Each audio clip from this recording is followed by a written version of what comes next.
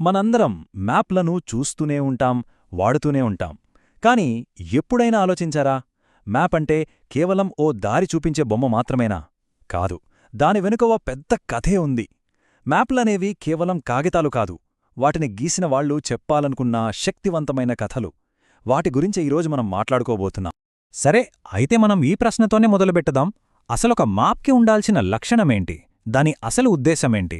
దీన్ని సింపుల్గా అర్థం చేసుకోవాలంటే ఒక మ్యాప్ని ఒక ఫోటోగ్రాఫ్తో పోల్చి చూద్దాం. ఇక్కడ మనం గమనించాల్సింది ఏంటంటే, ఒక ఫోటో కంటికి కనిపించేదాన్ని ఉన్నది ఉన్నట్లుగా చూపిస్తుంది. కాని మ్యాప్ అలా కాదు. దాన్ని తయారుచేసిన వ్యక్తి ఏది ముఖ్యమో, ఏది చూపించాలో నిర్ణయించుకుంటాడు. ఉదాహరణకి, దేశాల సరిహద్దులు, ఎక్కడ ఎంత వర్షం పడుతోంది, ఏ భాష మాట్లాడతారు, ఇలాంటివన్నీ మ్యాప్లో ఉంటాయి. కాని ఫోటోలో కనిపించవు కదా.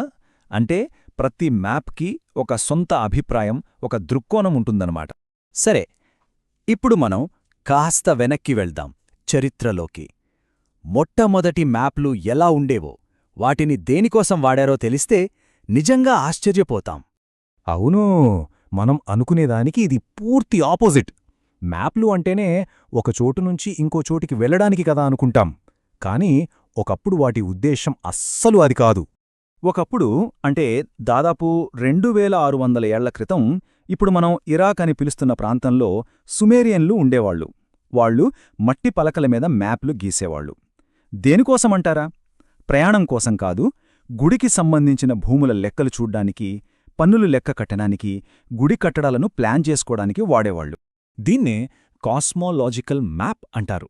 అంటే అవి కేవలం భూమిని చూపించే పటాలు కాదు, వాళ్ల నమ్మకాల్ని, వాళ్ల ప్రపంచం ఎలా ఉందనే వాళ్ల ఆలోచనల్ని చూపించేవి. ఉదాహరణకు, బాబిలోనియన్లు వాళ్ల నగరం బాబిలోన్నే ప్రపంచానికి కేంద్రమనుకునేవాళ్లు. వాళ్ల మ్యాప్లో కూడా సరిగ్గా అలాగే మధ్యలో బాబిలోన్ని గీసుకున్నారు. ఓకే, ఇప్పటివరకు పాత కథ చూశాం. ఇప్పుడు కథలో అసలైన మలుపొస్తోంది. మ్యాప్లు సైన్స్, వ్యాపారం, ఇంకా సామ్రాజ్యాలకి ఎంత కీలకమైన సాధనాలుగా మారాయో చూద్దాం. ఇది ఒక పెద్ద గేమ్ చేంజర్. గ్రీకులు, అందులోనూ టోలెమీ అనే ఆయన, ఒక అద్భుతమైన ఐడియాతో ముందుకొచ్చారు.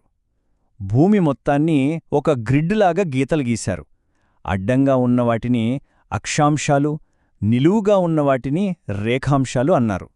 దీనివల్ల భూమి మీద ఏ చిన్న ప్రదేశాన్నైనా సరే పక్కాగా గుర్తించడం సాధ్యమైంది. ఈ టైంలైన్ చూస్తే మనకు మ్యాపింగ్ ఎంత వేగంగా మారిందో అర్థమవుతుంది. క్రీస్తు శకం 2వ శతాబ్దంలో టోలెమీ మొదలుపెడితే, మధ్యలో అల్ ఇద్రిసీ దాన్ని నెక్స్ట్ లెవెల్కి తీసుకెళ్లారు. మళ్లీ 1400లో టోలెమీ వర్క్ యూరోప్లో పాపులర్ అవ్వడంతో ఇక అక్కడినుంచి ఒక విప్లవమే మొదలైంది. ఫైనల్గా 1569లో మెర్కేటర్ ప్రొజెక్షన్తో మ్యాప్ల రూపమే మారిపోయింది. సరిగ్గా ఆ సమయంలోనే ప్రపంచాన్ని చుట్టి రావాలనే ఆశ పెరిగింది. కొత్త దేశాలు చూడాలి, కొత్త వ్యాపారాలు చెయ్యాలి. మరి దీనికి ఏం కావాలి? ఖచ్చితమైన, నమ్మకమైన మ్యాప్లు. అసలు ఎందుకీ అన్వేషణ? ఎందుకంటే యూరప్ నుంచి ఆసియాకి ఉన్న భూమార్గాలన్నీ మూసుకుపోయాయి. ఇండియా లాంటి దేశాల్నుంచి వచ్చే సుగంధద్రవ్యాలు, పట్టు, టీ లాంటి వాటికి భరే గిరాకీ ఉండేది. వాటిని నేరుగా తెచ్చుకోవాలంటే సముద్రంలో కొత్త దారి కనుక్కోవాలి. అలా కొలంబస్, వాస్కోడగామా లాంటి వాళ్లు బయల్దేరారు. వాళ్ల ప్రయాణాలకి మ్యాప్లే ఆధారం. ఇక్కడే మెర్కేటర్ ప్రొజెక్షన్ గురించి మనం ప్రత్యేకంగా మాట్లాడుకోవాలి. నావికులకి ఇది ఒక వరం లాంటిది. ఎందుకంటే ఈ మ్యాప్లో ఒకే దిశలో ప్రయాణిస్తే అది ఒక సరళ రేఖలా కనిపిస్తుంది. చాలా సింపుల్. కానీ దీనిలో ఒక పెద్ద సమస్య ఉంది. ఇది భూభాగాల సైజుని మార్చేస్తుంది. ముఖ్యంగా ధృవాల దగ్గర ఉన్న గ్రీన్లాండ్ లాంటి దేశాలు నిజానికి చిన్నవైనా ఆఫ్రికా అంత పెద్దగా కనిపిస్తాయి. ఇది చాలామందిని తప్పుదారి పట్టిస్తుంది. సరే, ఇప్పటిదాకా మ్యాప్లని దారి చూపించే సాధనాలుగా చూశాం. కాని ఇప్పుడు కథ మరోవైపుకు తిరుగుతోంది. మ్యాప్లు ఒక ఆయుధంగా ఎలా మారాయో చూద్దాం. ఒక తుపాకీ కంటే మ్యాప్ శక్తివంతమైనదా? వినడానికి ఆశ్చర్యంగా ఉన్నా చరిత్రలో ఇది నిజమైంది. చాలామంది చెప్పే మాట ఏంటంటే, వలస పాలకులు తాము ఆక్రమించుకున్న దేశాల్ని దోచుకోవడానికి, తమ కంట్రోల్లో ఉంచుకోవడానికి తుపాకులకన్నా ఎక్కువగా మ్యాప్లనే వాడేరు. అదెలాగంటే, వాళ్లు ముందుగా ఆ దేశాల్ని మ్యాప్ చేయడానికి పెద్ద పెద్ద బృందాల్ని పంపేవాళ్లు. ఆ మ్యాప్ల ద్వారా ఎక్కడ ఖనిజాలున్నాయి, ఎక్కడ మంచి పంటలు పండుతాయి, కలప ఎక్కడుంది, ఇలా అన్ని వనరుల్ని గుర్తించేవాళ్లు. అంతేకాదు, సైన్యాన్ని వేగంగా తరలించడానికి అడవులు, కొండల్లో దారులను కూడా కనిపెట్టేవాళ్లు. అంటే పాలన చెయ్యాలన్నా, దోచుకోవాలన్నా వాళ్లకు డీటెయిల్డ్ మ్యాప్స్ చాలా అవసరం. ఇందుకొక పర్ఫెక్ట్ ఉదాహరణ 1802 సంవత్సరంలో జరిగింది. ఆ సంవత్సరమే విలియం లాంప్టన్ భారతదేశంలో గ్రేట్ ట్రిగోనోమెట్రికల్ సర్వే అనే ఒక భారీ ప్రాజెక్ట్ను మొదలుపెట్టారు. దాన్ని పూర్తి చేసింది జార్జ్ ఎవరెస్ట్. ఈ సర్వే ఎంత ఖచ్చితమైనదంటే భారత ఉపఖండాన్ని అంగుళం అంగుళం కొలిచింది. అంతేకాదు, ప్రపంచంలోనే అత్యంత ఎత్తైన శిఖరం ఏది అని శాస్త్రీయంగా తేల్చింది. మరి ఆ శిఖరానికి ఏం పేరు పెట్టారు? దాన్ని పూర్తి చేసిన జార్జ్ ఎవరెస్ట్ పేరు. చూశారా, ఒక వలసవాద గుర్తు ప్రపంచ పటంపై ఎలా శాశ్వతంగా ముద్రపడిపోయిందో? సరే, ఆ పాత కథలని పక్కన పెడితే ఇప్పుడు మనం వాడుతున్న మ్యాప్ల సంగతేంటి? మన జేబులో ఉన్న మ్యాప్ కథేంటి?